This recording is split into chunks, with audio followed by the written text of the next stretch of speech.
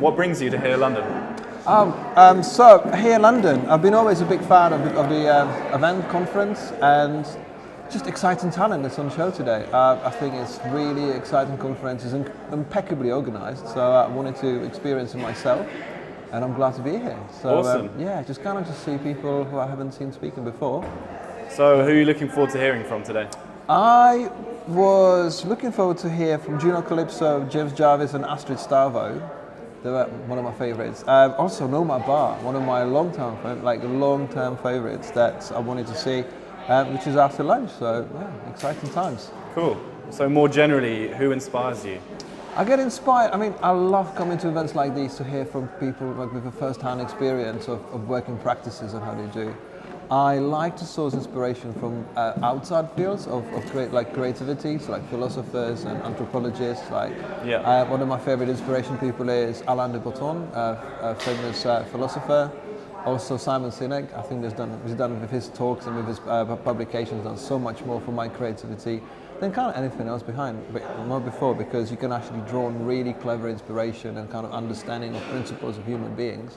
Then you can bring it back to design. So yeah, those are my people who inspire me. So one of the key themes of this conference is creativity. When do you feel you're most creative? It's going to be a strange answer, but I feel most creative and most excited by creativity when I'm the furthest away from any design task. I like taking my dog for a walk, just get lost, switch everything off, just go with it. Because it doesn't happen we can be creative on demand at workstation number 5 from 9 to 5, right? But it's just kind of stepping away from the project, let it simmer in your head, and having time to understand it, and then come back to it with a clear mind and just go, okay, it did make sense. Because when you think, you can come up with clever, quick answers and clever projects quickly, but usually the ones that never really last, they age the quickest. Whereas if you take time and really understand the project in mind and questions, it really gives you a good chance to create something that actually will stand the test of time. Cool. So, as we know, you're a hugely successful creative director. Client list including Google, MasterCard, WWF. What's been your favourite project to work on and why? It's always it's like picking your favourite child, isn't it? You've got so many projects, especially in the last 12 years I've been working as brand new. It's been always difficult to pick the one. The projects that are always the most exciting are the ones that are currently on the table. But the most successful ones have always been the ones when you go against the odds, like when you've got small budgets, things are breaking, things are happening against you. Just when you really can take something really small and blow it up and make it incredibly huge and actually something that's just functioning and kind of change people's perceptions, blow their expectations, it creates a memorable project. So with big budgets and big brands, of course, you have to create something which is already spectacular. When you work with startups or individuals or family businesses, and when you really over-deliver, that it's no amount of high brand or not high whatever is the big names. It never really is the same. So, what's your usual work style when it comes to collaborating with your colleagues? I like nourishing other people's talents. I really like helping them to understand the project and task. So as a creative director, I work with freelancers and people who've got particular skills to help them help me to deliver a project that I need to do. What I try to be very visual, very prescriptive, and kind of very clear about what's required, because I have been on the other side of the hovering art director before as a commercial illustrator and designer, and I just hate empty adjectives. When people say, "I'll make it more kinetic," every single cliche that it's in a campaign, I have been faced with, and I literally try to do every single day something against it, something that I can help get the best out of people and kind of help them to deliver, because being very visual really helps, and I try to do, if I've got remote freelancers, I work with them via Skype, so we share a screen, or I just sketch and just show them right on the fly, what I want them to do, just for them to understand clearly what is really required. So yeah, inclusivity and clarity, that's really one of the two important factors. So what tools do you think help you to work together? It's very simple, I think I would say. It's pen and paper at the beginning. I'm a big fan of Adobe Creative Suite. Creative Cloud. I mean, it's nice to kind of dip into the tools that you can actually use at any point of a project. And a mobile phone. A big fan of the mobile apps to help me start lots of new projects. Not necessarily finish, but it's just like this is my substitute to pen and paper. The mobile apps, the mobile suite. It's really helpful because when I'm away from my desk and my studio, I try to forget about everything. There's always a spark of creativity that you can pick up and just go, okay, this is the nice real start of something new.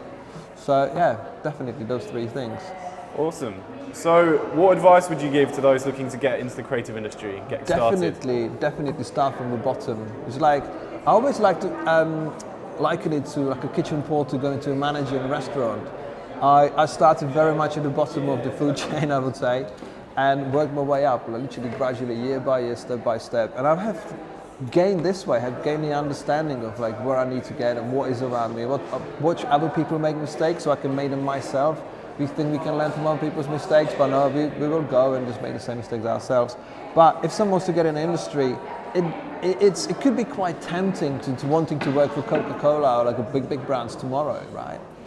Because you feel that's the coveted and finishing line. But the beauty of having a successful career is really starting from the bottom and working your way up gradually and taking time, because the creative industry is not going anywhere. Clients are not going anywhere. In fact, things are going bigger and bigger and more fragmented and more interested. So there's time to take time and kind of enjoy it, because it's an exciting industry. So taking time and just learn the basics. So your latest book of ideas, has helped novices and professionals across the world to find a new way of approaching their creative work. Can you give us 3 top tips to tackling a challenging creative brief? So the 3 top tips from the book. I mean, the book has got 42 of those, but it's mainly the book was written from the perspective of a productivity, like a work view, creativity as a like philosophical take on creativity, and the mind behind the person, because I believe the happier the person is, the more content and more like I see creatives like a creative athletes, you know, like our minds and our bodies and everything should be in the right check so we can produce good work. Because if you come to work depressed, you're not going to do your best. So it's kind of looking after your mental health and kind of like making sure that you perform really well because you enjoy it. Because there's nothing worse than indifference. You know, when you come to work just tired or just unhappy, so that's really bad. And kind of the second one would be like understanding creativity, because it could be seen as commodity, and I believe that creativity is something which is so beautifully expandable, and we can do so many incredible things with it. And most of us don't spend enough time to think about what creativity means to us. And from the production or from the productivity perspective, it's working inside the idea of like understanding the difference between wants and the need. Because most of the clients will come to us and say, this is what we want, when you realize, well, actually what you need is something completely different. It's almost like treating creativity or a design as like a creative buffet. You know, imagine when you go to your old Chinese and you can have anything, like all you can eat buffet Chinese, and just put everything on your plate, but it doesn't mean it's going to taste good. And that's what happens in a client perspective. Like they pick and choose things that they feel they want, but it's down to a creative to actually find the right, kind of like a Michelin style recipe, and just like really scale it down and make it really, you know, impactful and amazing. So yeah. So as a creative, how have you been using Adobe Stock? I love the instantaneous aspect of Adobe Stock. I have been working with stock imagery for 15 years, and the painful experience of creating light boxes on the website and downloading them and having to download one image at a time or batch image and having the wrong sizes and stuff, and sharing with clients. It's just, I've been around the block so many times. So having Adobe Stock right there in my application and having instant search functionality, being able to drag and drop things, and for example, when I work with my freelancers or work with other creatives, the on the fly aspect is so amazing. It's really, really good. So it just takes, I mean, it definitely cuts down on time. That makes things quicker, makes it faster, more efficient. So I think it's a fantastic tool which, you know, I really enjoy using. So, what's your perspective on how stock photography is changing?